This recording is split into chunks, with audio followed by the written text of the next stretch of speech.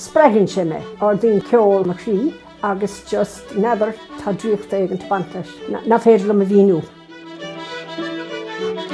Tá muid sa Copper Jug in inis, tá sé nach le teach na cuairte, tá muid i teach le chéile nocht le cúpla tún a chaasa le Ghaeilge. Tá Ghaeilge an ceol fitte fuite le chéile, so rud nádartha dúin. Chuig mé ag banna fob, Kathleen, agus thug sí ceadúin teachtas dehan seo, mar bhí. Tá muid a tuiseat go máil, so déna méid ihe bhaint bhí agus tá géirí ganta leis.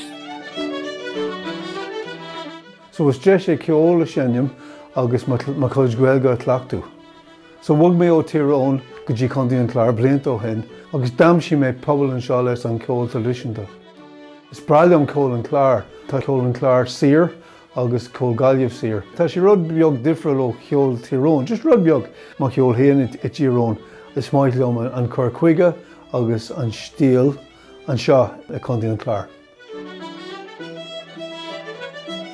Rugach mé le ceol timpeall orm agus bhí meathras máthair ina búntóir dása agus ba bhrealo an ceol ó bhí mar né de just bhí mar ag na Seisiún go léir, bhí mar just i ggéisteach agus is brealo mé, is an sort hit, sort drug stocha.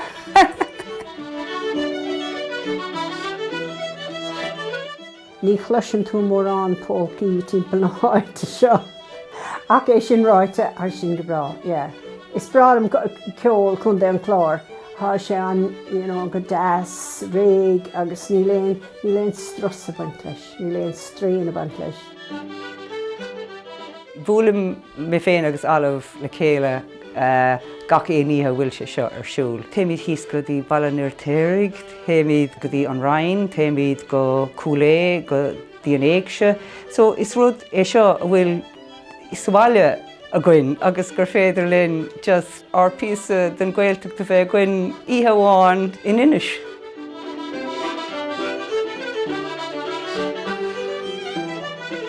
Bhí príomhide is scoilsagam as cirí agus dúirt sé gur ó fidir le fás a maithas tú a handanna agus caman ar an tú bheile.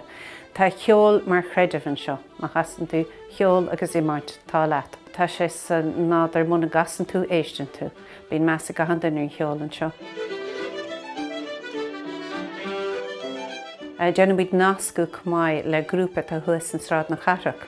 Is tá Tim Dennehy ó an tóránaí as cirí tá sé sin i gceannas ar sin, so buimiid go suas an sin ar cuairt agus tá go teocha siad san na nuas an seo. Ag beidir go bhaid daoine eile an smaoinú chéanana nuair tá sé againn, tá sé go mbeidh go úsáid.